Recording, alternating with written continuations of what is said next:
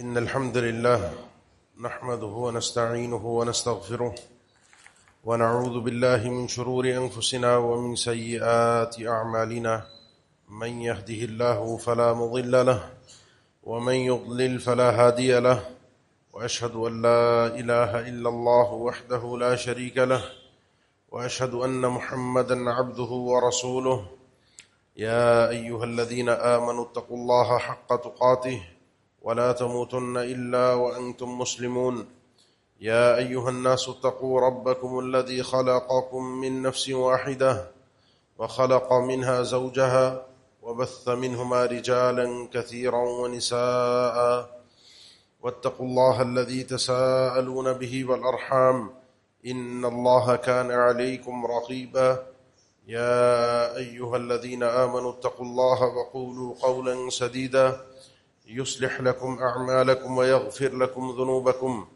ومن يطع الله ورسوله فقد فاز فوزا عظيما أما بعد فإن أصدق الكلام كلام الله وخير الهدي هدي محمد صلى الله عليه وسلم وشر الأمور محدثاتها وكل محدثة بدعة وكل بدعة ضلالة وكل ضلالة في النار أعوذ بالله من الشيطان الرجيم بسم الله الرحمن الرحيم يا أيها الذين آمنوا إذا لقيتم فئة فاثبتوا واذكروا الله كثيرا لعلكم تفلحون.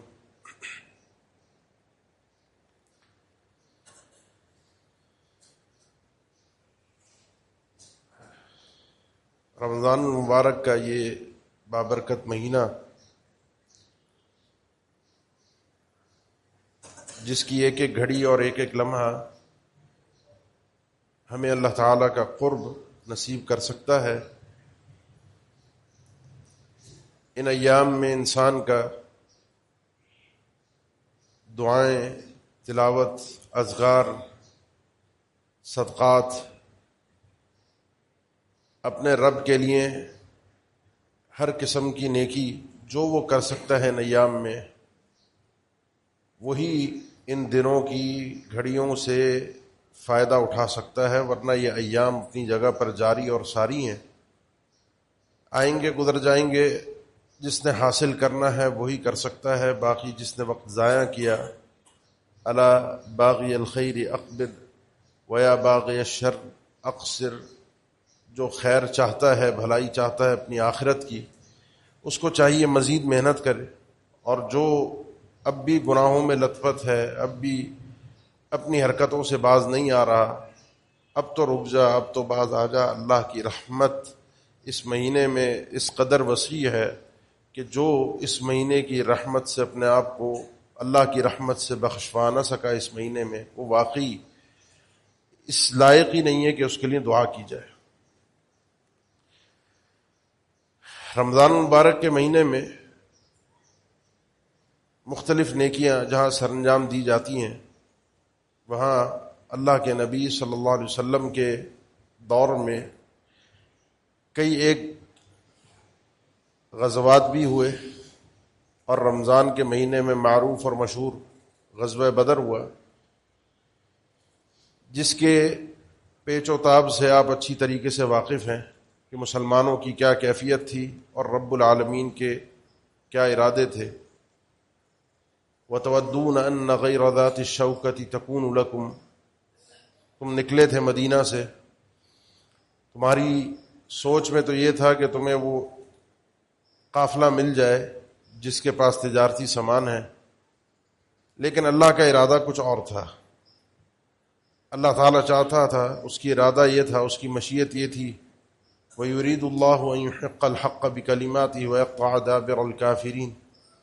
اللہ تعالیٰ اپنے دین حق کو اس پہلے ہی مارکے میں اپنے اس حق کو، اپنی سچائی کو ثابت کرنا چاہتا تھا، اور کافروں کی چالوں کو برباد کرنا چاہتا تھا۔ اب آئیے ذرا اسلام کا مزاج سمجھیے، جو حالات اور واقعات ہیں اس رمضان کے مہینے میں، اس کے اندر اسلام کی کیا تعلیمات ہیں، اور ایک بحیثیت مسلمان مجھے کیا سمجھنا چاہیے اور کیا کرنا چاہیے۔ اسلام کی پہلی سوچ یہ ہے کہ اذن للذین یقاتلون بانہم ظلموا وقاتلوا فی سبیل اللہ الذین یقاتلونکم لا تتمنوا لقاء العدو صلی اللہ العافیہ.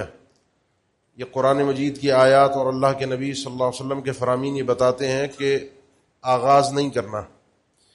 آپ صلی اللہ علیہ وسلم مکہ میں 13 سال رہے، اتنی تکلیفیں اٹھائیں، بلکہ بعض موقع پہ صحابہ فرماتے ہیں اللہ کے نبی صلی اللہ علیہ وسلم نے کہا لا تستنصر لنا یا رسول اللہ، اللہ کے نبی اب تو کچھ ہونا چاہیے، کوئی انتقام، کوئی بدلہ، کوئی کاروائی.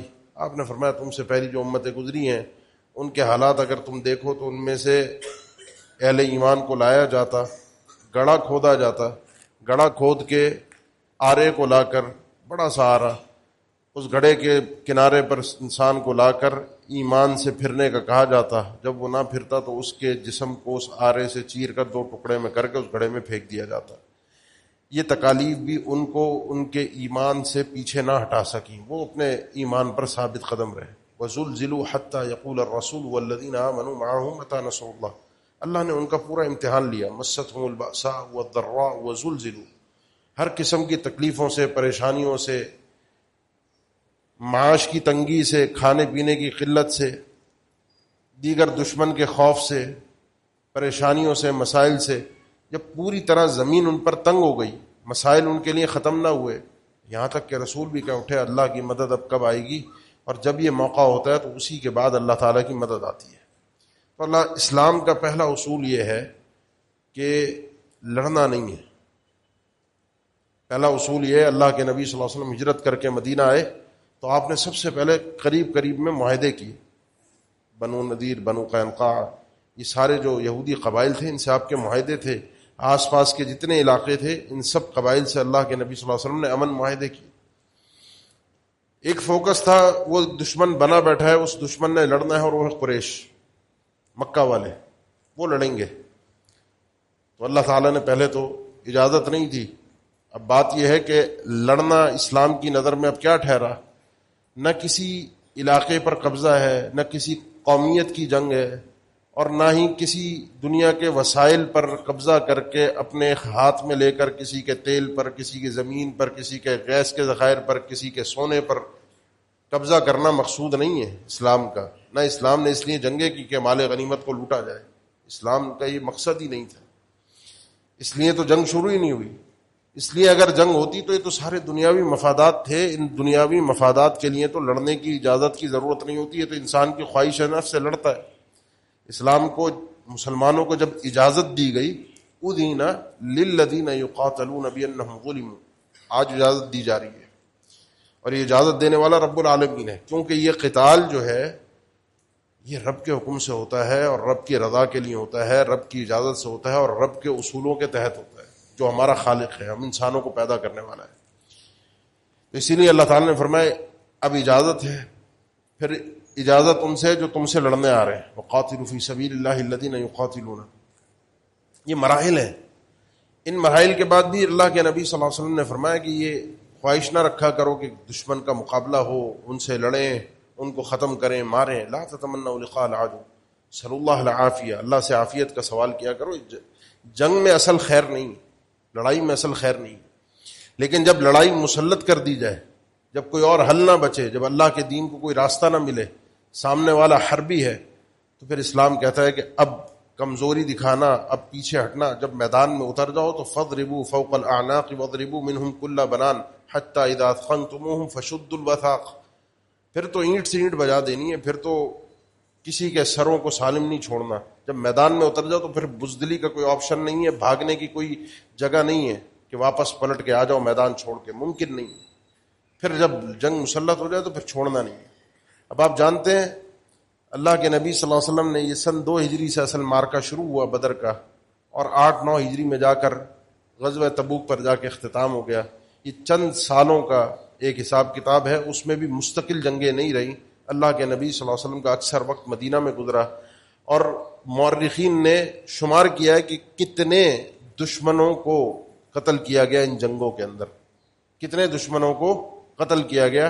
بعض نے چند 100 کی تعداد ذکر کی ہے، بعض نے جو بالضبط ذکر کرنے کی کوشش کی وہ 1048 لوگ جو جنگوں میں مسلمانوں کے خلاف لڑتے ہوئے مارے گئے، جو مسلمانوں نے اگلوں کے مارے۔ اتنے عرصے میں اتنی جنگوں میں جو آپ سنتے ہیں کتنے لوگ مرے، 1048 جو بالضبط ذکر کیا گیا، ورنہ چند سو کی تعداد ہے، اس سے زیادہ نہیں ہے۔ اور اس میں بھی صرف مارا انہی لوگوں کو گیا جو جنگ میں ہتھیار لے کر کھڑے ہوئے تھے، حتیٰ کہ وہ آدمی بھی جو جنگ میں ہتھیار لے کر کھڑا ہے اور اس کے اوپر وار ہوا، اس کو مارا جا رہا ہے، اس کو پتا ہے کہ میں قتل کر دیا جاؤں گا، اور اگر وہ کلمہ پڑھ دیتا ہے اس موقع پر تو شریعت کا حکم یہ ہے کہ اس کو چھوڑ دیا جائے، اس کو قتل نہ کیا جائے۔ اس بارے میں آپ سیدنا اسامہ بن زید رضی اللہ تعالیٰ عنہ کا واقعہ جانتے ہیں۔ جب انہوں نے کام کر دیا تھا تو اللہ کے نبی صلی اللہ علیہ وسلم نے اپنی شدت کے ساتھ ناپسندیدگی اور ناراضگی کا اظہار فرمایا تھا، کیونکہ ہمارا مقصد قتل کرنا نہیں ہے، ہمارا مقصد اللہ کا دین ہے، لا الہ الا اللہ ہے، یہ اللہ کی زمین ہے، اللہ نے ہمیں پیدا کیا، اب اللہ نے ہمیں کہا ہے لڑنے کے لیے، یا ایھا الذین آمنوا ان تنصروا اللہ ینصرکم ویثبت اقدامکم۔ تو اب یہ ہم پر ذمہ داری بنتی ہے، اتنی جتنی شریعت نے دی ہے۔ اور ان جنگوں کے اندر آپ یہ جانتے ہیں کہ ایک آدمی بھی ایسا نہیں مارا گیا کہ جس کو شہری آبادی کا آدمی کہا جائے، جنگوں کے اندر جو اپنے گھر میں موجود ہے، محفوظ ہے، مسالمت کے ساتھ ہے، اس کو گھر میں گھس کے مارا جائے۔ جو بھی مارے گئے وہ جنگوں کے اندر قتل کیے گئے، جو میدان میں اسلحہ لے کر آئے تھے۔ کہیں اکا دکا واقعات میں غلطی سے اگر کسی کو قتل کیا گیا ہے تو اس کی دیت دی گئی ہے۔ غلطی سے اگر کسی غیر محارب کو، حربی کو جو جنگ لڑنے نہیں آیا، اللہ کے نبی صلی اللہ علیہ وسلم جب لشکر روانہ کرتے، خود بھی نکلتے، تو یہ پوری اسلامی تعلیمات تھیں، دھوکہ نہیں دینا، غدر نہیں کرنا، مال غنیمت پہ خیانت نہ ہو، لوٹ لاٹ نہ ہو۔ یہ لوٹنے کی جنگ نہیں ہے، مال سمیٹنے کی جنگ نہیں ہے۔ کسی بھی لاش کا قتل کرنے کے بعد دشمن کی مسلح نہیں کیا جائے گا کہ اس کے وجود کی، اس کے جسم کی بے حرمتی کی جائے۔ کسی بھی بوڑھے آدمی کو، بچے کو، عورتوں کو، وہ لوگ جو اپنی عبادت گاہوں کے اندر، عیسائی اپنے چرچوں کے اندر، یہودی اپنی عبادت گاہوں کے اندر بیٹھے ہیں اور عبادت گزار لوگ ہیں، ان کو چھیڑا نہیں جائے گا، الا یہ کہ ان میں سے کوئی آدمی لڑنے کے لیے میدان میں آئے، وہ الگ بات ہے۔ جو لڑنا نہیں چاہتا اس کے ساتھ لڑا نہیں جائے گا۔ یہ ہماری اسلام کی ایک تاریخ رہی ہے، یہ جنگ کرنے کے لیے نہیں آیا، لیکن جب جنگ ہو جائے تو پھر پیچھے ہٹنے کی اجازت بھی نہیں ہے، پھر اینٹ سے اینٹ بجانے کا حکم ہے۔ اس لیے کہ اسلام یہ چاہتا ہے کہ اللہ کا دین پھیلے، جتنے امن کے ساتھ، جتنے استقرار کے ساتھ لوگ رہ سکیں اور اللہ کے دین کی تبلیغ ہو سکے، اللہ کا دین نشر ہو سکے، یہ اسلام کا مقصد ہے۔ آج ان عالمی حالات میں، ان تناظر کے اندر ہم ویسے ہی بڑے پریشان تھے۔ ہم یہاں پر خاص طور پہ ہم جس شہر میں رہتے ہیں، یہاں پہ ایک ہمیں عجیب ڈر سا رہتا ہے، کبھی مال لوٹنے کا ڈر، کبھی قتل ہو جانے کا ڈر، کبھی بلا وجہ کوئی سر درد، کبھی حکومت کی طرف سے کوئی ٹیکس، کوئی نیا معاملہ، کبھی کسی کی طرف سے کوئی معاملہ، نہ پیسہ محفوظ نہ جان محفوظ، انسان کو ہر وقت ڈر ہی لگا رہتا ہے۔ لیکن پھر بھی آپ کو ایک بات سمجھ میں آئی ہوگی آج کہ ہم اس وقت کتنے امن میں ہیں۔ ہمارے آس پاس جو حالات ہیں ان پر ذرا نظر اٹھائیے، نظر اٹھا کر دیکھیے۔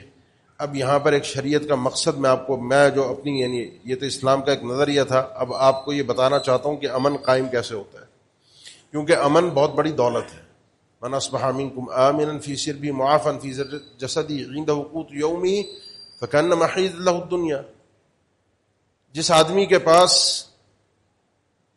امن، سکون، اطمینان ہے، جس آدمی کے اپنے وجود میں اس کو کوئی بیماری تکلیف نہیں ہے، باہر امن و امان ہے، اس کے پاس ایک دن کا کھانا موجود ہے، یہ دنیا کے امیر ترین لوگوں میں سے۔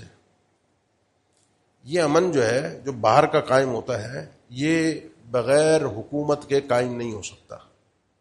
یہ پہلے عقلی استدلال کو سمجھیں۔ عقل بھی یہ کہتی ہے، اسلام سے پہلے بھی ہر قبیلے کا کوئی نہ کوئی بڑا چودھری بنا کر رکھا جاتا تھا، ایک ہو جس کے آرڈر کے اوپر چلے۔ اسلام نے بھی یہ حکم دیا، تلزم جماعت المسلمین و امامہم، جو مسلمانوں کی جماعت ہے، مسلمانوں کا امام ہے، قائد ہے، لیڈر ہے، جب اس کو اختیارات مل جائیں، اس کے پاس پاورز آ جائیں، تو اللہ کے نبی صلی اللہ علیہ وسلم صحابہ فرماتے بایعنا رسول اللہ صلی اللہ علیہ وسلم علی السمع والطاعہ۔ یہ شرعی اصطلاح ہے، سمع اور طاعہ، کہ حکمرانوں کی بات کو ماننا۔ اب اس میں بعض لوگ کہتے ہیں نہیں جی، یہ حکمران وہ ہیں جو صحابہ جیسے خلافت والے، خلیفۃ المسلمین، وہ حکمران ہوتے ہیں جن کی سمع اور طاعت ہوتی ہے۔ یہ جو ہمارے یہاں کرپٹ، چور، دھوکے باز، جھوٹے، مکار، یہ لٹیرے، ان کی سمع طاعت نہیں ہوتی۔ جبکہ ہمیں حدیث کیا بتاتی ہے؟ یہ میں اپنی بات نہیں کر رہا، میرا اپنا کوئی کسی سے کوئی حکومت سے میرا کوئی مفاد نہیں ہے، مجھے حکومت سے کوئی روپیہ پیسہ نہیں ملتا، نہ مجھے کوئی عہدہ منصب ہے میرے پاس، لیکن میں آپ کو اللہ کا دین بتا رہا ہوں، جو امانت ہے میری ذمہ داری ہے وہ میں آپ تک پہنچا رہا ہوں. بایعنا رسول اللہ صلی اللہ علیہ وسلم علی السمع والطاعہ فی منشطنا ومکرہنا وفی عسرنا ویسرنا. حالات اچھے ہوں برے ہوں، تنگی ہو آسانی ہو، ہمیں پسند آئے حکمران کا، نہ آئے ہماری مرضی کے مطابق ہو، خلاف ہو، وعلی اثرۃ علینا، حکمران ہمارے اوپر دوسروں کو ترجیح دے رہے ہوں، ہمیں پیچھے کیا جا رہا ہو، ہم پر ظلم کیا جا رہا ہو، علی السمع والطاعہ. وإن أخذ مالك وإن ضرب ظهرك وأخذ مالك، اگر صحیح مسلم کی حدیث ہے، وہ تمہیں مارے اور تمہارا مال چھین لے، وہ حاکم کی بات ماننا.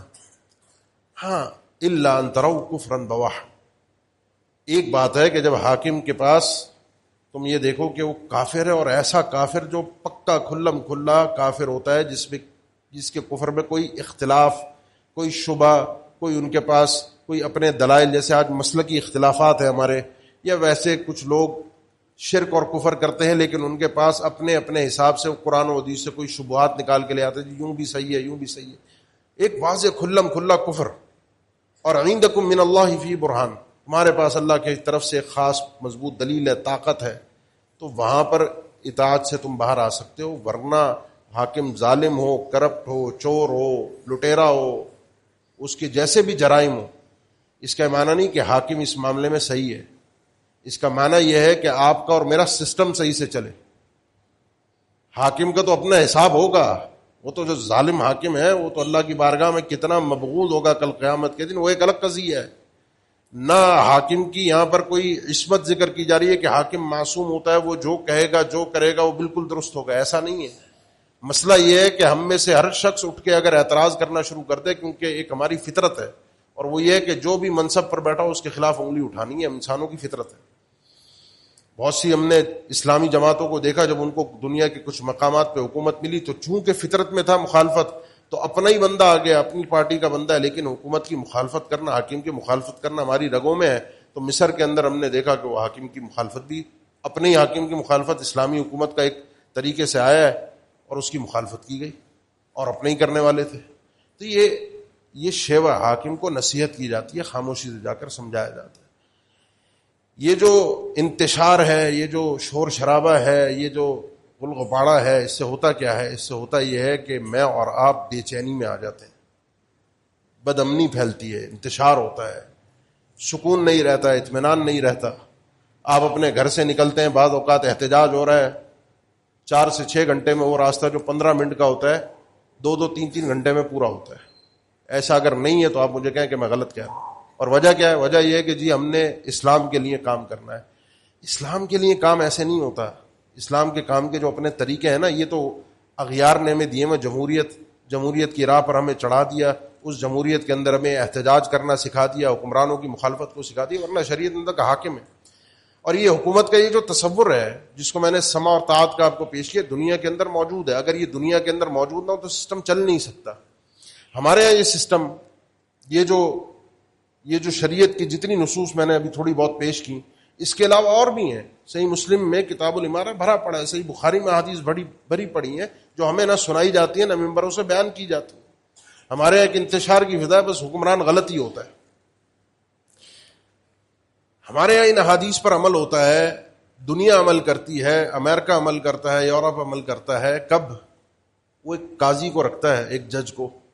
جج جو فیصلہ دے دے وہ صحیح ہے وہ غلط ہے، اس کو ماننا پڑے گا، اس پہ اعتراض نہیں ہو سکتا، جج سے بدتمیزی نہیں ہو سکتی، جج کے خلاف آپ کہیں احتجاج نہیں کر سکتے، نعرے بازی نہیں کر سکتے جج نے میرے خلاف فیصلہ دے دیا. جج کسی پارٹی کو بین کر دے، کسی کا پارٹی کو ختم کر دے، کوئی اٹھ کر شور شرابہ گلگوپاڑا نہیں کر سکتا، اور نہ کرتا ہے. سسٹم میں نے اجازت ہی نہیں دی. کیوں؟ کیونکہ اگر ایسا کرے گا تو سسٹم تباہ ہو جائے گا. ہر شخص چاہتا ہے اپنی خواہش، میری مرضی کے مطابق، میری منشا کے مطابق، میرا فائدہ جس میں ہے اس کے حساب سے پورا زمانہ چلے، پوری قوم اس حساب سے چلے. میں جو چاہتا ہوں، جو مجھے اچھا لگتا ہے، مجھے حکومت ملنی چاہیے میرے. اب یہ جو سسٹم ہم نے قاضی کو دیا ہے نا، جو پاورز اس کو دیے، جو احترام اس کا رکھا ہے، جو مقام اس قاضی کو دیا ہے، شریعت نے کہا تھا یہ حاکم کا ہے، یہ حکومت کا ہے. یہ معنی نہیں ہے کہ وہ معصوم ہے، جج سے فیصلہ غلط نہیں ہو سکتا، جج کی رائے بالکل درست ہوتی ہے. مسئلہ یہ کہ سسٹم چلانا ہے تو اس کی بات کو ماننا پڑے گا. اس کے خلاف ہر کوئی نکل کے اگر تماشا کرے گا تو سسٹم تباہ ہو جائے گا. اور یہ سسٹم کیا ہے؟ یہ سسٹم یہی ہے جو آپ اور میں امن و امان کے ساتھ رہ رہے ہیں. جو ہمارے حکمران ہوتے ہیں وہ اچھا ہو برا ہو، اس کو بھی تو ضرورت تو ہوتی ہے نا سیٹ کی، اس کو بھی تو ضرورت ہوتی ہے نا رعایا کی، اس کو کہیں نہ کہیں کچھ نہ کچھ لے دے کے تو وہ حفاظت کے سسٹم بنانے پڑتے ہیں. اس لیے للہ فی اللہ ان باتوں کو سمجھیں، کوئی تماشا نہیں ہے، مذاق نہیں ہے، کیونکہ ہمارے ملک کے اندر ان چیزوں کو ایک تماشا اور مذاق بنا دیا گیا ہے. لبرل الگ، دینی مزاج رکھنے والے الگ، ایک انقلابی سوچ، ایک حکومت کے خلاف مستقل. دین کا اصل تو مقصد ہی حکومت پلٹانا اور حکومت گرانا اور حکومت حاصل کرنا. دین کا اصل مقصد اللہ تعالیٰ کی توحید ہے. اسی کے لیے جہاد ہے، اسی کے لیے حکومت ہے، اسی کے لیے عبادات ہے، اسی لیے ہم ہیں. یہ ساری چیزیں کہ ہمیں امن و سکون اور استقرار نصیب ہو سکے. یہ شریعت کا اصل مقصد تھا جو ہمیں سمجھ میں نہ آ سکا. اسی مقصد کے تحت یہ خاص طور پر جب جنگیں ہوں، جب معاملات آگے بڑھ جائیں، معاملات تتر بتر ہوں، تو ان کے اندر شریعت نے ایک تعلیم ہمیں اور دی، اور وہ ہے کہ وَإِذَا جَاءَهُمْ أَمْرٌ مِّنَ الْأَمْنِ أَوِ الْخَوْفِ إِذَاعُوا بِهِ وَلَوْ رَدُّوهُ إِلَى الرَّسُولِ وَإِلَى أُولِي الْأَمْرِ مِنْهُمْ لَعَلِمَهُ الَّذِينَ يَسْتَنبِطُونَهُ مِنْهُمْ. یہ بات اچھی طرح ذہن میں رکھیں، یہ شرعی حکم ہے. جو بات میں اپنی زبان سے نکالتا ہوں، جو تبصرہ میں کرتا ہوں، جس کے متعلق جو بات کہتا ہوں، وہ سب نوٹ ہوتا ہے. کون صحیح، کون غلط، کون حق پہ، کون باطل پہ، کون شہید، کون غیر شہید، کون کیا، یہ سب نوٹ ہو رہا ہے. جنگوں کے دنوں کے اندر خاص طور پر خبروں کو پھیلانا، نشر کرنا، یہ بڑا خطرناک کام. لیکن ہم جب بتاتے ہیں کہ صحابہ کے مابین جو اختلافات ہوئے، جنگیں ہوئیں، ان میں منافقین بھی تھے، ان میں یہودی بھی شامل تھے. جب صحابہ نے آپس میں صلح کرنے کی کوشش کی تو ادھر سے جو خائنین تھے دونوں جانب سے، انہوں نے حملے کیے، اور ان کے حملوں کے بعد ان کو لگا کہ حملے کرنے والے اپنے ہی مسلمان ہیں، اور اس چکر میں جنگیں برپا ہوئیں. اس چکر میں مسلمان آپس میں دھوکے کی وجہ سے ایک دوسرے کے ساتھ لڑ پڑے. آج آپ کو سمجھ میں آ رہا ہوگا کہ بہت سے ملکوں پہ حملہ ہوتا ہے اور پھر خبر میں آتا ہے کہ یہ ہم نے نہیں کیا، پتہ نہیں کس نے کیا ہے. سن رہے ہیں نا آج کل خبریں آپ. یہ جب ہم صحابہ کے متعلق یہ باتیں بتاتے تھے تو لوگ کہتے تھے نہیں جی یہ تو انہوں نے اپنی دکان کھولی ہوئی ہے چندے کی، مولوی لوگ تو چندہ کرنے کے، یہ ان کو بس صحابہ کو بابا بنا کے انہوں نے معصوم بنا کے رکھا ہوا ہے. صحابہ معصوم نہیں ہے، لیکن صحابہ ایک عزت دار شخصیت ہے. ان کو عزت میں نے اور آپ نے نہیں دی، اللہ رب العالمین نے دی ہے. اور جو اس عزت کو تسلیم نہیں کرے گا، جو ہضم نہیں کرے گا، وہ آدمی خود مردود ہوتا ہے. اس کو اللہ کیسا ذلیل کرتا ہے وہ آج کل آپ دیکھ رہے ہوں گے.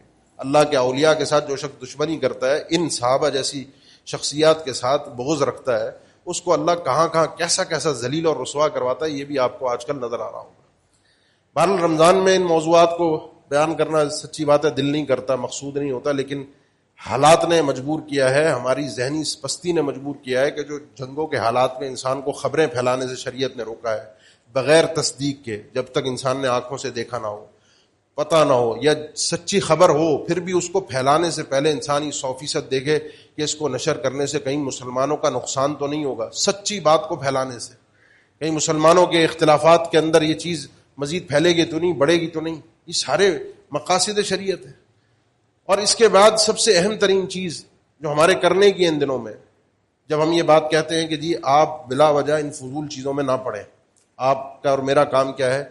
آپ کا اور میرا کام یہ ہے کہ یہ رمضان کا مہینہ ہے، آپ عبادت کریں. تو لوگ طنز کرتے ہیں نہیں جی نہیں مولویوں تم لوگوں کو کیا پتا، دنیا کی سیاست میں جب تک تم لوگ نہیں پڑھو گے، دنیا کی سیاست نہیں چیک کرو گے، تمہیں کیا تمیز. میرے بھائی دنیا کی سیاست ایک اپنی جگہ پر ہے، لیکن کون کیا کر رہا ہے کیا نہیں کر رہا، میں اپنی حیثیت میں کیا کر سکتا ہوں مجھے بتائیے. میرا فائدہ کس میں ہے؟ میری دنیا اور آخرت کا فائدہ کس میں ہے؟ میری دنیا اور آخرت کا فائدہ اس میں ہے جو رب العالمین نے حکم دیا کہ رمضان کا مہینہ ہے، یہ بڑا قیمتی مہینہ ہے. اور اگر جہاد بھی ہو نا، جنگ میں بھی ہو، تو سنیے رب العالمین فرماتا ہے یا ایھا الذین آمنوا اذا لقیتم فئۃ فاثبتوا واذکروا اللہ کثیرا لعلکم تفلحون. اے ایمان والو جب دشمن سے بھڑ جاؤ، سامنے دشمن کھڑا ہے، ان سے ملاقات ہو گئی، سامنے بالکل میدان میں ہو، اب ڈٹ کے کھڑے ہو نا، اب بھاگنا نہیں ہے جو میں بات شروع میں کر کے آیا ہوں. لیکن اس موقع پر، اس میدان جنگ میں بھی اگر اللہ، حالانکہ تم جہاد کر رہے ہو، اپنی جان لے کر ہتھیلی پر کھڑے ہو، کسی وقت بھی جان جا سکتی ہے، کسی وقت بھی اللہ کی راہ میں قربان ہو سکتے ہو. یہ بہت بڑی عبادت ہے، لیکن یہ عبادت تمہیں اس بات کی اجازت نہیں دیتی کہ تم دوسری عبادات کو چھوڑ دو. یا دوسری عبادات کو حقیر سمجھو گے، جی میں تو مجاہد ہوں، میں جہاد کر رہا ہوں، باقی تو یہ جو ٹھیک ہے چھوٹی موٹی عبادتیں ان کی کوئی حیثیت نہیں ہے. اس میدان جہاد میں بھی فَاثْبُتُوا وَاذْكُرُوا اللَّهَ كَثِيرًا لَعَلَّكُمْ تُفْلِحُونَ، کثرت سے دیکھو اللہ کا ذکر کرنا میدان جہاد میں. مجاہد ہو لیکن زبان پہ اللہ کی یاد ہونی چاہیے، اللہ کا ذکر ہونا چاہیے، اللہ اکبر، سبحان اللہ، الحمدللہ. یہ اگر مجاہد کو حکم ہے تو میں اور آپ جو صائمین ہیں، جن کے بارے میں ویسے ہی روایات میں ہے کہ اعظم الصائمین وہ ہیں، ان اعظم الصائمین اجرا اکثرهم ذکرا، او کما قال صلی اللہ علیہ وسلم، اکثر وہ صائم جس کو سب سے زیادہ اجر ملتا ہے، وہ روزے دار جو سب سے زیادہ جس کا آپ کہیں کہ اس کا روزہ عظیم ہے. آپ اس وقت ہم سب تقریباً روزے سے ہوں گے اللہ کے فضل سے، اللہ کی رحمت سے. ہم میں سے کس کا روزہ افضل ہے، کس کا نہیں، کس کو زیادہ اجر ملے گا، کس کو نہیں، سب رکے ہوئے. کوئی کچھ نہیں کھا رہا، کوئی کچھ نہیں پی رہا، کوئی اپنا روزہ نہیں توڑ رہا، لیکن اجر ہم سب کا برابر نہیں ہوگا، اجر ہم سب کا برابر نہیں ہوگا. اعظم الصائمین اجر وہ ہے جس کی روزے کے اندر اللہ کا ذکر زیادہ ہے. یہ اللہ تعالیٰ کا ذکر جہاد میں بھی ہے، اللہ تعالیٰ کا ذکر روزے میں بھی ہے. باقی الصلاۃ لذکری، نماز تو ہے ہی اللہ کا ذکر، اللہ کی یاد. تو یہ جو جب بات کی جاتی ہے کہ انسان کو بلا وجہ کے تبصرے اپنی زبان کو ایسے معاملات میں چلائے کہ کل اللہ کے سامنے اس چیز کو ثابت نہ کر سکے، اس چیز کے لیے اپنے آپ کو پیش نہ کر سکے، اس سے بہتر ہے انسان کو اللہ کا ذکر کرے، اللہ کو یاد کرے، تلاوت کرے، جو کرنے کا کام ہے، اپنے رب کی یاد میں مشغول رہے. اس سے میں اپنی ذاتی طور پر، اپنے ذاتی حیثیت میں بات کروں تو مجھے فائدہ ہے میری دنیا اور آخرت کا. میری حیثیت میرے لیے واضح ہو. اور آخری چیز جو ان سارے معاملات کے اندر ہم عام طور پہ غافل رہتے ہیں، ہمیں ہوش نہیں ہوتی، جو سمجھنا چاہیے، جو بڑی قیمتی بات ہے، اور وہ یہ ہے کہ ہم یہ سمجھتے ہیں کہ جنگ امریکہ کر رہا ہے، ایران کر رہا ہے، فلاں ملک ہے، فلاں ملک ہے، فلاں کے ساتھ یہ معاملات ہیں، وہ اس کی اینٹ سے اینٹ بجا دے گا، وہ اس کے پاس بڑا اسلحہ ہے، وہ بڑی طاقت ہے، وہ سپر پاور ہے، وہ یوں کر رہا ہے، اس کی اسٹریٹجی یہ ہے، یوں ہوگا، آگے چل کے یوں ہوگا، اس جنگ کے نتائج یہ ہوں گے، فلاں برباد ہو جائے گا، فلاں تباہ ہو جائے گا، یوں نکلے گا. میرے بھائی ایک بات یاد رکھیے، بارہا قرآن مجید میں ایک چیز ذکر کی جاتی ہے، اور وہ ہے وَخَلَقَ كُلَّ شَيْءٍ فَقَدَّرَهُ تَقْدِيرًا. ہر چیز کا خالق بھی وہ ہے اور ہر چیز کی اس نے تقدیر مقرر کی ہے. يُدَبِّرُ الْأَمْرِ، وہ آسمانوں کے اوپر ہے اور وہیں سے معاملات کی تدبیر کرتا ہے. وہ اللہ احکم الحاکمین ہے. یہ ساری چیزیں پہلے سے لکھی ہوئی ہیں، اس کی ترتیب سے ہوتی ہیں، اس کی تدبیر سے ہوتی ہیں، اس کی سیٹنگ سے ہوتی ہیں. اس کے حکم کے بغیر نہیں ہو سکتی، اس کی مشیت کے بغیر نہیں ہو سکتی. اس کا آرڈر ہوتا ہے، جو ارادہ کونی ہے، اس کے بغیر کچھ نہیں ہو سکتا. تو یہ اپنے دل میں رعب اور خوف رکھنا کسی ایسے انسان کا، کسی ایسے حکومت کا، کسی ایسے اسلحے کا کہ بس اس کے آگے انسان کو سر جھکا لینا چاہیے، انسان کو اس کے آگے جھک جانا چاہیے، انسان کو اس کے آگے کچھ بولنا نہیں چاہیے، یہ ایک مومن کو اپنے دل میں کسی کا ڈر اور خوف اللہ کے علاوہ رکھنے کی ضرورت ہے. فَلَا تَخَافُوهُمْ وَخَافُونِ إِن كُنتُم مُؤْمِنِينَ. بھائی ان سے مت ڈرنا، مجھ سے ڈرنا اگر مومن ہو تو. یہ اللہ تعالیٰ کا اٹل فیصلہ ہے. تو اپنی سیٹنگ اپنی جگہ ہوتی ہے، صلح ہوتی ہے، سیٹنگ ہوتی ہیں، تدبیریں ہوتی ہیں، معاملات طے کیے جاتے ہیں. جو میں پورے خطبے کو میرے سامنے رکھیں شروع سے، لڑائی اصل میں نہیں ہے، اصل تو امن و امان ہے، لیکن جنگ مسلط ہو جائے تو پھر چھوڑنا بھی نہیں ہے. تو ان چیزوں کے اندر رہتے ہوئے ڈرنا اللہ سے ہے. تدبیریں اس کی ہیں، فیصلے اس کے ہیں، اس کے فیصلوں کے بغیر ممکن نہیں ہے. اس لیے ان چیزوں کے اندر کہیں بھی یہ مت سمجھیے کہ اللہ رب العالمین غافل ہے یا اس کے فیصلوں کے بغیر یہ معاملہ ہو رہا ہے. اپنے ایمان کو کہیں بھی کمزور نہ ہونے دیں. اور جب یہ اللہ کی طرف سے ہے، اب آپ اور میں یہاں جو بیٹھے ہیں یہ مانتے ہیں اللہ کی طرف سے ہے. اب مجھے بتائیے، میرے تبصروں سے، میرے کہنے سے، میرے سوچنے سے، میرے باتیں کرنے سے ان عالمی حالات کے اندر میری باتوں سے کوئی فرق پڑے گا؟ میری طرف سے کوئی فائدہ ہو سکتا ہے تو میں بولوں، میں کہوں، میں مشورہ دوں، میں رائے دوں، میں تبصرہ کروں.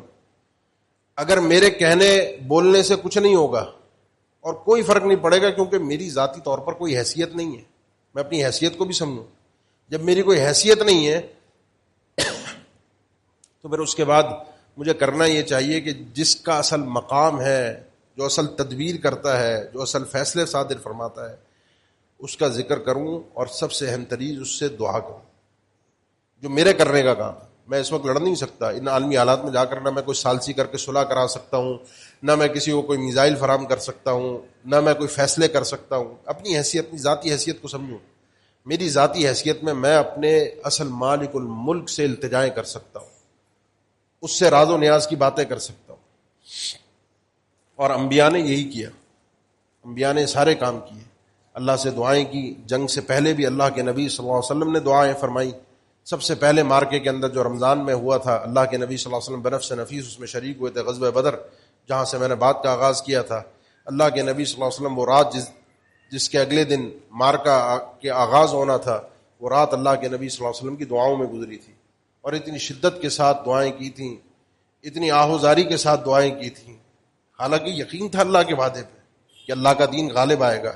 جو بشارتیں آپ خود سنا کر آئے تھے، یہ مکہ کے اندر بشارت آپ نے دی تھی کہ یہ جب حدیث میں نے آپ کو بتائی کہ آری لا کر بندے کو 2 ٹکڑے کر دیا جاتا تھا، تو اللہ کے نبی صلی اللہ علیہ وسلم نے فرمایا اللہ کی قسم، اللہ کا یہ دین، یہ امر پہنچ کر غالب ہو کر رہے گا۔ صنعاء سے، یمن سے ایک عورت تنہا چلے گی، حجاز آئے گی، اور اس کو کسی کا خوف اور ڈر نہیں ہوگا، اتنا امن و امان ہوگا۔ وَلَكِنَّكُمْ تَسْتَعْجِلُونَ، لیکن تم لوگ ذرا جلدی چاہتے ہو نتائج کو کہ کب ہوگا کب ہوگا۔ یہ بشارتیں خود مکہ میں دے کر آئے تھے، تو مدینہ کے اندر بدر کے موقع پر اللہ کے نبی صلی اللہ علیہ وسلم کو کوئی دل میں گھبراہٹ نہیں تھی کہ اللہ کا دین مٹ جائے گا، اللہ کا دین ختم ہو جائے گا۔ یہ گھبراہٹ نہیں تھی، یہ پریشانی نہیں تھی، لیکن ادب تھا، اور وہ ادب یہ تھا کہ جس اللہ کی تدبیریں ہیں اس اللہ کو ہمارا مانگنا پسند ہے۔ یہ کبر پسند نہیں ہے کہ دعاؤں سے کیا ہوگا، دعاؤں کی حقارت یقین جانیے یہ ایمان پہ ایک سوالیہ نشان بن جاتا ہے۔ اللہ تعالیٰ کو میری اور آپ کی عاجزی، میرا اور آپ کا فقر، میری اور آپ کی اپنی محتاجگی ظاہر کرنا، اپنی لاچاری اور بے بسی اللہ کے سامنے ظاہر کرنا، اس کی کبریائی، اس کی بڑائی، اس کی عظمت بیان کرنا، یہ رب العالمین کو پسند ہے، اور ان موقعوں پر یہ چیز بڑی مفید رہتی ہے۔ تبصروں سے، باتوں سے، اور ان عبادتوں کو حقیر جاننا، کمتر بتانا، یہ تبصرے کرنے والے، بتانے والے، یقین جانیے بڑا دل دکھتا ہے۔ مصیبت تو ہماری تھی نا، ٹیکنالوجی ہم نے حاصل نہیں کی، اپنے آپ کو اس قابل نہیں بنایا کہ دنیا کی طاقتوں کے سامنے کھڑے ہوتے۔ غلطی تو ہماری تھی، لیکن وہ بھی جب ہم بیان کریں کہ جی اللہ، دعا، ذکر، تدبیر، تو وہ بھی تانا ہمیں ملتا ہے کہ جی ان سے کون سی جنگیں جیتی جاتی، کون سے تمہاری دعاؤں سے امریکہ تباہ ہو جائے گا، ہونا ہوتا تو آج تک ہو چکا ہوتا۔ یہ دعا کے اوپر کتنا بڑا سوالیہ نشان ہے، یعنی اللہ عاجز ہے، نعوذ باللہ، کہ اللہ یہ کام نہیں کر سکتا۔ یہ جملے بولنے سے پہلے انسان کو سوچنا چاہیے۔ یہ میں آپ کی اور اپنی ہمدردی کے لیے بات کر رہا ہوں، میرا کسی سے کوئی طنز طعنہ کرنا مقصد نہیں ہے، صرف بتانا اتنا مقصد ہے کہ آپ اور میں اپنے عقیدے ایمان کی فکر کریں، ان جنگوں کے اندر، اس رمضان کے مہینے کے اندر اپنے ایمان کو، اپنے وقت کو ان چیزوں میں ضائع ہونے سے، برباد ہونے سے بچائیں، اپنے آپ کو اللہ کی عبادت میں مشغول کریں۔ اللہ کے نبی صلی اللہ علیہ وسلم آغاز بھی جنگ کا دعا سے کرتے تھے، دوران جنگ بھی اللہ کا ذکر ہوتا تھا، نماز کی پابندی اپنی جگہ پر تھی، وقت پہ ہوتی تھی، با جماعت ہوتی تھی، باوجود اس کے کہ سامنے دشمن ہوتا تھا۔ اور اس کے بعد بھی اللہ تعالیٰ نے فرمایا کہ جب یہ نماز اس طریقے سے پوری ہو جائے دوران جنگ، وَإِذَا كُنْتَ فِيهِمْ فَأَقَمْتَ لَهُمُ الصَّلَاةَ، اس انداز میں جب جنگ کے دوران چلتے پھرتے، بھاگتے دوڑتے، جس طرح صفے بنے دشمن کے سامنے نماز پڑھو، فَإِذَا قَضَيْتُمُ الصَّلَاةَ فَاذْكُرُوا اللَّهَ قِيَامًا وَقُعُودًا وَعَلَى جُنُوبِكُمْ، جب یہ نماز اپنی پوری کر لو، پھر بھاگتے دوڑتے، چلتے اٹھتے بیٹھتے اللہ کا ذکر کرتے رہو، دوران جنگ بھی اللہ کو یاد کرتے رہو، دعائیں کرتے رہو۔ اور جنگ ختم ہونے کے بعد بھی اللہ کے نبی صلی اللہ علیہ وسلم شکریہ، حمد، تعریف اگر کسی کی کرتے تھے تو وہ رب العالمین ہی ہوتا تھا۔ اس میں کسی دنیا کے مفاد پرست انسان کو سامنے آ کر اپنی تعریف کے ڈنکے بجوانے کی ضرورت نہیں ہے۔ یہ اللہ کی تدبیریں ہوتی ہیں، اللہ کے فیصلے ہوتے ہیں۔ اپنے ایمان کی سلامتی کیجئے، اپنے رمضان کو، اپنے وقت کو قیمتی جانیے۔ یہ آپ کا رمضان ہے، یہ آپ کا وقت ہے، یہ آپ کی آخرت ہے، آپ کی اپنی قبر ہوگی، آپ کا اپنا نامہ اعمال ہوگا، اس میں نہ امریکہ آپ کے ساتھ کھڑا ہوگا، نہ ٹرمپ کھڑا ہوگا، نہ کوئی اور دنیا کی طاقت آپ کے لیے کھڑی ہوگی آ کے۔ آپ کو اپنے کیے کا جواب خود دینا پڑے گا، اپنے کہے گا جو کچھ زبان سے ادا ہوا ہوگا، نوٹ ہوا ہوگا، اور کل قیامت کے دن میرے سامنے آئے گا۔ اقول قولی ھذا واستغفر اللہ لی ولکم وآخر دعوانا الحمد للہ رب العالمین۔ ان الحمد لله نحمده ونستعينه ونستغفره ونعوذ بالله من شرور انفسنا ومن سيئات اعمالنا من يهده الله فلا مضل له ومن يضلل فلا هادي له وأشهد أن لا إله إلا الله وحده لا شريك له وأشهد أن محمدا عبده ورسوله اللهم صل على محمد وعلى آل محمد كما صليت على إبراهيم وعلى آل إبراهيم إنك حميد مجيد اللهم بارك على محمد وعلى آل محمد كما باركت على إبراهيم وعلى آل إبراهيم إنك حميد مجيد۔ یہ مہینہ اپنے آپ کو اللہ کے غضب سے، اللہ کے عذاب سے، جہنم سے آزاد کروانے کا مہینہ ہے۔ اس مہینے میں کثرت کے ساتھ رب العالمین جہنم سے لوگوں کو آزاد فرماتا ہے۔ بد نصیب ہے وہ آدمی جو اپنے آپ کو آزاد نہ کروا سکے۔ جو بخشش کی راہ ہے، جس طریقے سے انسان اپنے آپ کو بخشوا سکتا ہو، وہ چاہے ایک آنسو ہو، وہ چاہے دعا ہو، وہ چاہے صدقہ ہو، وہ چاہے راستے میں پڑا ہوا کوئی کنکر ہو، کوئی کانٹا ہو، کوئی تکلیف دہ چیز ہو، اسے انسان ہٹا دے۔ کوئی بھی نیکی ایسی ہے اس مہینے کے اندر جو نیکی ہے، اس کو حقیر نہ جانے، اس کو کمتر نہ سمجھیں کہ نیکی اس سے کیا ہوگا۔ یقین جانیے چھوٹی چھوٹی نیکی ہی ہوتی ہیں جو قیامت کے دن اللہ کی بارگاہ میں ہمیں بخشوانے کا سبب بن سکتی ہے۔ رب العالمین کو زیادہ تر ہماری یہ بڑی تو ضروری ہے، ایمان ضروری ہے، نماز روزہ زکوٰۃ یہ ضروری ہے، اس کے بغیر تو کامیابی کا تصور ذہن سے انسان نکال دے، لیکن جو ادائیں پسند آتی ہیں نا رب العالمین کو، وہ چھوٹی چھوٹی نیکیاں ہوتی ہیں، چھوٹے چھوٹے معاملات ہوتے ہیں۔ کسی نے پیاسے کتے کو پانی پلا دیا، کسی نے راستے سے تکلیف دہ چیز کو ہٹا دیا، اللہ نے اس کی قدر کی، اس کو بخش دیا۔ تو یہ نیکیاں جو چھوٹی چھوٹی ہیں نا، ان کا خیال کیجئے اس مہینے کے اندر۔ کسی کا بھلا کیجئے، کسی کو راستہ دیجئے، کسی کے ساتھ سلام دعا کیجئے۔ کہیں کسی کے ساتھ ناراضگی ہے، کوئی تعلقات خراب ہیں، کوئی رشتے ناطے میں بگاڑ ہے، اللہ کی رضا کے لیے درگزر انسان کر دے، اس لیے کہ الا تحبون ان یغفر اللہ لکم، کہ میں لوگوں کو معاف کروں گا، رب العالمین مجھے معاف کر دے گا۔ تو ساری بخشش کی راہوں کو جمع کر کے انسان اپنے آپ کو بخشوانے کی کوشش کرے۔ اللہ تعالیٰ مجھے اور آپ کو اس رمضان کے مہینے کی قدر کرنے کی توفیق دے۔ آگے آخری عشرہ ہے۔ آخری عشرہ یہ واحد عشرہ ہے، یہ واحد وہ راتیں ہیں جس میں اللہ کے نبی صلی اللہ علیہ وسلم پوری رات جاگتے تھے۔ اس کے علاوہ ویسے اللہ کے نبی صلی اللہ علیہ وسلم کی روٹین میں، عبادات میں پوری رات جاگنا مسنون عمل نہیں ہے۔ آپ فرماتے ہیں میں جاگتا بھی ہوں، سوتا ہوں، وأصلی وأرقد، عموماً روٹین یہ ہے، لیکن رمضان کا آخری عشرہ خود بھی جاگتے، اپنے گھر والوں کو بھی جگاتے۔ تو یہ سونے کا عشرہ، گھومنے کا عشرہ، بازاروں کا عشرہ، ادھر ادھر کے وقت کو ضائع کرنے کا، ہوٹلوں پر، تبصروں پر، باتوں پر، یہ عشرہ اس چیز کا نہیں ہے۔ اس میں ایک رات ہے جس کی قدر کیجئے، جس کی ایک رات کی عبادت 1000 مہینوں کی رات سے بہتر ہے۔ اس کا مطلب یہ ہے کہ اس ایک رات میں پڑھے گئے آپ کے 2 رکعت نفل 1000 مہینوں کے اندر پڑے ہوئے 2 رکعت نفل سے بہتر ہے۔ اس رات میں آپ کا تھوڑا سا کیا ہوا صدقہ 1500 روپے 1000 مہینوں کے اندر کیے ہوئے 1500 کے صدقے سے خیرون بہت بہتر ہے، برابر نہیں ہے، بہتر ہے۔ تو اس لیے ان راتوں کے اندر اہتمام کیجیے اپنے رب کو راضی کرنے کا، جتنا ہو سکے۔ جو اس پورے عشرے میں جاگ گیا، پورے عشرے کی عبادت کر گیا راتوں کی، اس کو پکی لیلۃ القدر مل گئی۔ لوگ کہتے ہیں لیلۃ القدر کیا ہے، کب آئے گی، کس کو مل گئی، فلاں کو اتنی ملی، فلاں کو 10 سال ملی، فلاں کو 20 سال ملی، وہ اتنے سال سے۔ جو آدمی 10 راتیں عبادت کرتا رہا اس کو پکی لیلۃ القدر مل گئی۔ تو یہ کوئی چھپی ہوئی چیز نہیں ہے، لوگ سمجھتے ہیں چھپی ہوئی ہے، بس کنفرم ہے 10 میں سے ایک ہے، یہ 10 جس نے عبادت کر لی اس کو مل گئی۔ اس لیے خسارے کا سودا نہ کیجیے، اپنے وقت کو ضائع نہ کیجیے، اللہ تعالیٰ کے قریب آئیے۔ اللہ تعالیٰ میرے اور آپ کے لیے آسانی والا معاملہ فرما دے۔ چند اعلانات ہیں۔ ایک تو اعتکاف کے لیے آپ کی مسجد کا اعلان ہے، جن بھائیوں نے فارم لے لیے ہیں یا بیٹھنا چاہتے ہیں تو فارم لے لیں، جو لے چکے ہیں وہ جمع کروا دیں۔ اسی طرح بیماروں کے لیے بھی صحت کی دعا کی درخواست کی گئی ہے۔ ایک اور صاحب نے، نام نہیں ہے ان کا، وہ کافی پریشان ہیں، مقروض بھی ہیں، اللہ تعالیٰ ان بھائی کی پریشانی کو بھی دور فرما دے۔ ایک اور ساتھی ہیں جن کے لیے میں اکثر جمعے میں دعا کرتا ہوں، ان کے گھر کا مسئلہ ہے ظالموں کی طرف سے، اللہ تعالیٰ ان بھائی کو بھی، ان کے لیے بھی آسانی اور خیر والا معاملہ فرما دے، اور ظالموں کے خلاف اللہ تعالیٰ ان کی مدد فرمائے، اور ان ظالموں سے اللہ تعالیٰ ان کو نجات عطا فرما دے۔ اس مہینے کی رب العالمین ہمیں قدر کرنے کی توفیق عطا فرما دے۔ ظالموں کو ان کے انجام سے اللہ تعالیٰ ہماری آنکھوں کو ٹھنڈا کر دے، اور اللہ مظلوموں کے بدلے سے، مظلوموں کی طرف سے جو ان کی آہ ہے اس کو قبول کر کے ان مظلوموں کی داد رسی کر کے ہمارے سینوں کو مزید ٹھنڈا فرما دے۔ ان الحمد للہ نحمده ونستعینه ونستغفره ونعوذ باللہ من شرور انفسنا ومن سیئات اعمالنا من يهده الله فلا مضل له ومن يضلل فلا هادي له واشهد ان لا اله الا الله وحده لا شريك له واشهد ان محمدا عبده ورسوله۔